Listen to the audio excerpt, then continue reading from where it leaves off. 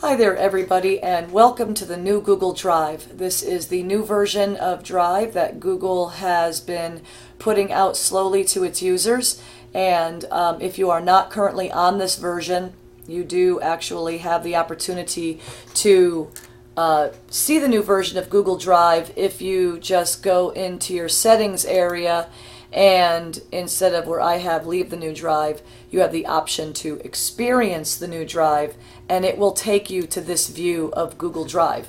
At a glance, you'll notice that all of your files and folders in the main display area are in grid view, and Google conveniently lists out all of your folders first and lists your individual documents after that, including a little preview, a mini preview of what's inside the document, which is quite convenient. There is an information button which allows you to view details of things that you have recently done in Drive, and if you want any additional information, you click on an item, whether it is a folder or an individual document, and Drive will load the most recent changes that you made in that folder or in that document. If you want to see your files in list view because you're used to the way the old Drive works and looks, you can click on list view and change the view of your Drive to reflect what the old version displays. I like the grid view, so I'm going to go back to that. So I'm going to pinpoint and highlight some of the new features of Google Drive, and most of it still works the same. There are a couple of subtle changes, but I think you're going to like the workflow of this new Google Drive better. So if we go onto the left margin, you'll see that we still have our tools, and we have our My Drive, and of course everywhere that you're located in Google Drive is highlighted in red, and currently I am in My Drive because that's highlighted in red. If I click the drop down menu, you will still see a list of all of your folders that exist in My Drive, just as you did with the old version, and if you click on any one of the other areas, that's where you're located in Google Drive. Now, a couple of the changes that I need to mention is this right here, the item that says incoming, and you'll notice when I hover on it, it says incoming shared items.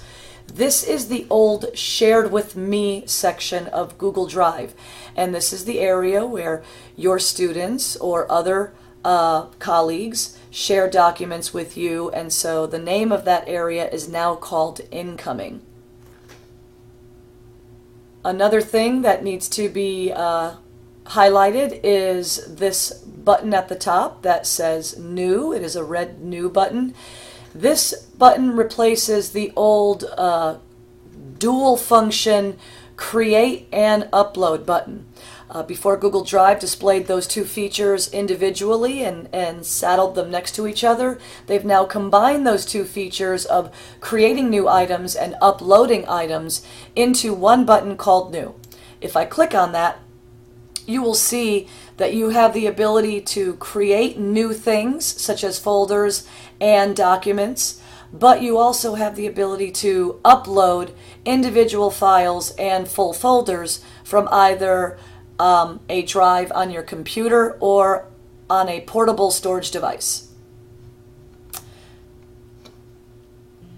When you have the New button clicked and you see your Quick Start menu over here, it shows you the most common things that you might use in Google Drive.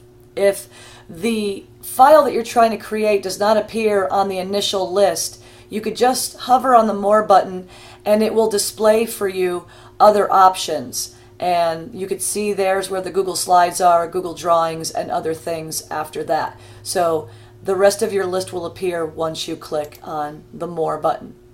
Now, the last thing I want to show you today is how to create a new folder for your Google Drive. This is going to be the useful tool that you're going to want to have your students do in your class. So I'm going to do this with you right now. And we're going to start by clicking the New button and clicking the option to create a folder. It brings up the Name Your Folder window, and you'll go ahead and have your students put the period number at the beginning and then their last name and first name, and then they will click the blue Create button. it will create that new folder and put it at the top of the list and instantly highlight that folder in blue. Now that the folder is created, the last thing your students need to do is share it. There's a couple of ways of doing that. I can go inside the folder by double-clicking it, and it places me inside this brand new folder that I have created, and you notice there's nothing in here yet because I haven't done any work in it. But what happens at the top is that folder adds itself to a little breadcrumb trail at the top of the screen and has a drop-down menu where it creates a list of options to choose from, and one of those options is to share. So if we clicked on share, we receive a share window, and at that point your students can place your name in the window. Your username will appear and then they can choose it and then click done, and the folder is shared with you. Now another way of doing the same thing is to choose that folder by clicking on it just once, and it highlights that folder in blue. Once that folder is blue, you might notice a mini toolbar appear in the top right hand corner. These are the tools that are for the item that's highlighted in blue. You see the symbol for the person, and that is the share option. And if we clicked on that in the main drive area, the same share window appears for your students to add your name. So what you see from here is that there is a bit of redundancy in some of the tools and features of Google Drive, which actually makes it very nice. So that is Google Drive at a glance. Thank you so much for watching.